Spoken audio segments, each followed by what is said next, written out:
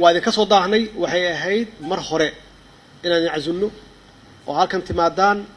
oo aan wax idin farno oo aan idin la dardaaranno maxaa yeelay ummadda Soomaaliyeed sida kaliya wax loogu gudbin karo oo dhaqankeena ah waa heesaha iyo gabayada waliba khaasatan waqtiga hadda aan ku jirno oo loo baahan yahay dadka in la kiciyo oo la abaabulo oo si toos ah wax loogu sheego oo lagala hadlo wadaniyada waxay tahay xaqiiqatan runtii kooxda horseed hawshii leedin xil saaray inaad si fiican uga soo baxdeen waxaan se aad iyo aad u jeclaan lahaa in heesuhu ay bataan oo meelaha aad geenaysaan heesaha aysan noqon mararka koobane aad tagtaan meelaha frontiyada meelaha ciidamadu ay joogaan degmooyinka iyo gobolada kale aad gaarsiisaan meel kasta oo ummadda Soomaaliyeed isugu soo baxayso oo aad heesahaas quruxda badan aad ka qaadaan aad ku soo jiidataan shacabka marka qulubtoodana aad ku heshaan maxaa yeelay haddii dagaal haddii lagu jiro waxa kaliya dadka lagu kicin karo oo lagu abaabuli karo waa heesaha wadaniyada ah runtii shaqo fiican waa qabateen waa waxaan jeclaan lahaa heesaha wadaniyada ah hal la xoojiyo heesaha shakhsiga lagu amaanay iska dhaafa shakhsiyan la amaanin shakhsigu waxa weey wuxuu wax ku yahay dalku wax ku yahay dalka amaana waligiin qof shakhsi ah amaanna dalka amaana wadaniyada xoojiya dawladnimada amaana iyada naftigeeda maxay dawladnimadu shakhsi ma aha dawladnimadu waa shacabka Soomaaliyeed oo dhan way dadka oo dhan baa iska leh dawladda annaga waan loo dhiibtay waxaan haynaynaa waxa weeye muddo yar oo kooban marka annaga amaan uma baahnin waxa la rabaa in la amaano dawladnimada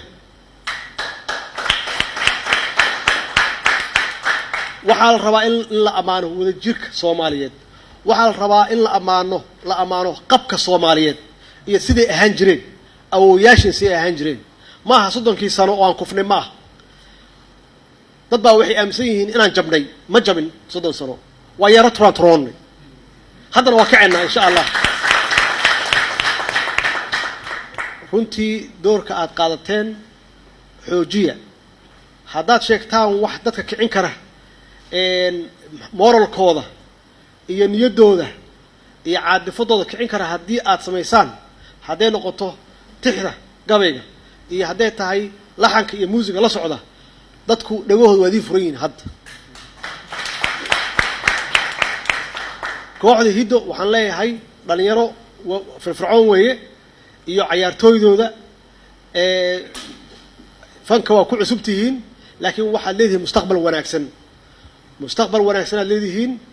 codkiina aad iyo aad u wanaagsan yahay muusiga iyo laxankiina aad u wanaagsan yahay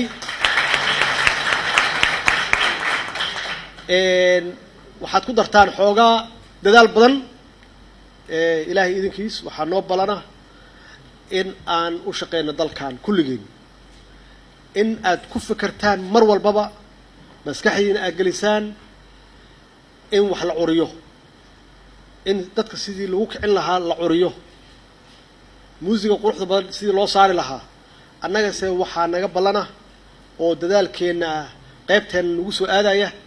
inaan idin keenno qalabkii aad u baahneedeen maxaan ku yiraahdaa ka warqabkii ladin ka warqabay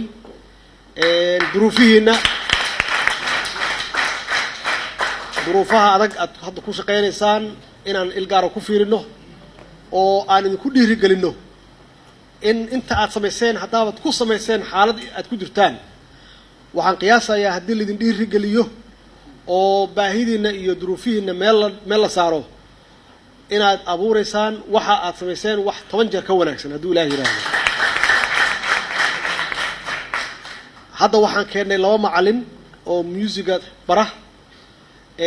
waxaan soo gadnay qalab gaaray ilaa 300 oo xabo oo kala duwan oo nooc walba leh waxaan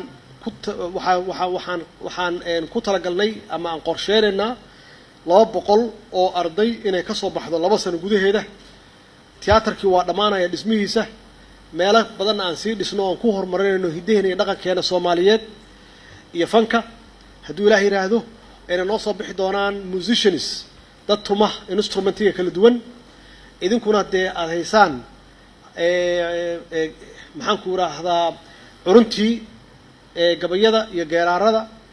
iyo sidii loo saaro hadda muusiga maxaan ku idhahdaa heesaha hadduu la yidhaahdo dhalinyarada hadda wax baranaysa oo muusiga baranaysana insha allah muddo 2 sano gudahooda ah ay ku bartaan sida ugu fiican oo muusiga loo tumo oo weliba standardka caalamka hadduu ay yiraahdeen waxaan idin rajaynayaa guul sanad cusub sanad wanaagsan inuu noo noqdo sanadkan sanad khayr qaba oo maxaan ku nabad noo keena iyo horumar insha allah hadduu ilaahay yiraahdo. Wassalaamu calaykum waraxmatullaahi wabarakaatuh.